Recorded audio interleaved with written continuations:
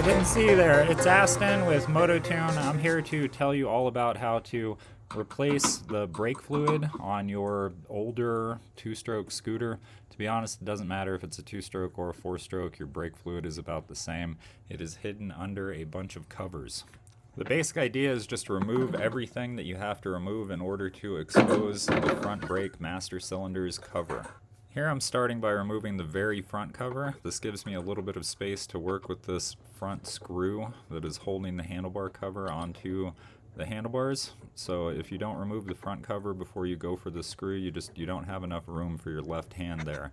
You can see my left hand is interfering with where the front cover used to be. So that's why I removed the front cover. Next step to removing the handlebar cover after we've removed the front cover is to remove the blinkers. So I'm using a 12mm socket here to gently spin the bolt for the blinker out. We're going to have some trouble with this particular bolt later on. It's actually stripped, so I'm going to end up getting rid of the front blinkers on this bike. It will only have rear blinkers, and they will actually blink as fast as they need to blink after I remove these front ones. But for now, we're just going to let the front blinkers hang so that I can remove the front handlebar cover in order to expose the front brake's master cylinder cover. There are a great many things that can happen that can make bleeding your front brake a lot harder than it should be. My suggestions are to use a syringe or a one-way valve on the bleeder nipple on the actual caliper. Using a syringe or a one-way valve on the bleeder nipple on the front caliper, that will prevent any air from being sucked back in while you're pumping the old fluid out. There are a great many things that can go wrong while you are bleeding the front brake on a motorcycle or scooter.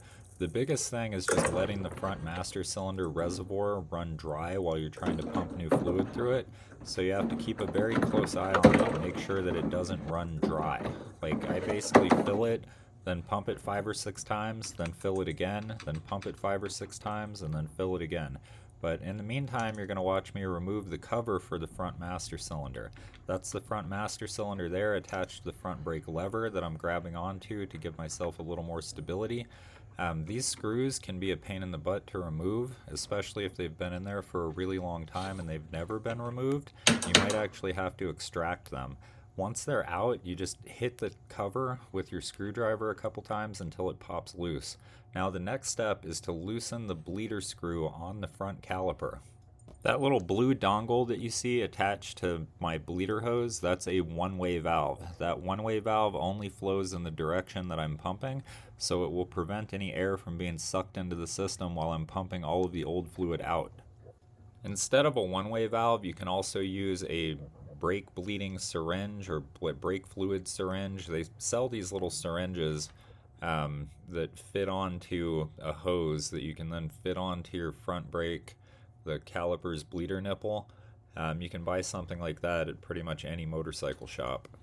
Once I get all of the old fluid out, it's now time to replace the front brake's master cylinder cover. So we're going to put the cover back on the way that it came off. We are using DOT4 brake fluid. The type of brake fluid called for will be noted on the front brake master cylinder cover. You can see all of that writing on it. That writing specifies a DOT4 fluid. The vast majority of motorcycles require a DOT4 fluid. Some newer bikes might take DOT5, DOT 5.1. Don't even worry about that if you're working on a 20-year-old scooter. Just dump DOT4 in there and forget about it. Now that the cover's back on, we're going to go ahead and fit the front blinkers. However, I am going to run into some trouble with the front blinkers on this. I actually stripped the hole where this right blinker goes back in. It took absolutely no torque to strip it, so I think it was very much on its way out. So I'm just going to go ahead and remove the front blinkers that fit underneath the handlebar cover on this bike. This bike actually has 2 other front blinkers up underneath the bodywork that are not wired up, so I'm going to attempt to wire those up before I sell this bike.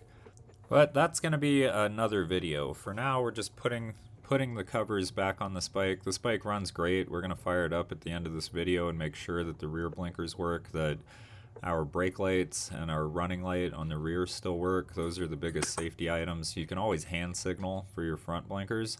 But again, I am going to try to wire the blinkers and the bodywork up on this bike. I think that would be a nice addition to it. Even though it's old, even though it's beat up, it still deserves the same sort of care that any other motorcycle or scooter deserves.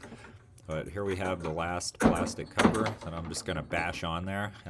That's how they work a lot of the time. You just place them and bash them, and they go right back where they should. Although if you're not really familiar with bashing scooter parts back together, I would be a little bit careful. So here we are firing it up. This is the last part of the video. Scooter still works great. The blinkers blink. The tail light comes off and on when I hit the brake levers. So on, off. There we go. So yeah, thanks so much for watching. I really do appreciate it. You can like and subscribe if you want. If you don't, then just skip that. Thanks a bunch. Bye.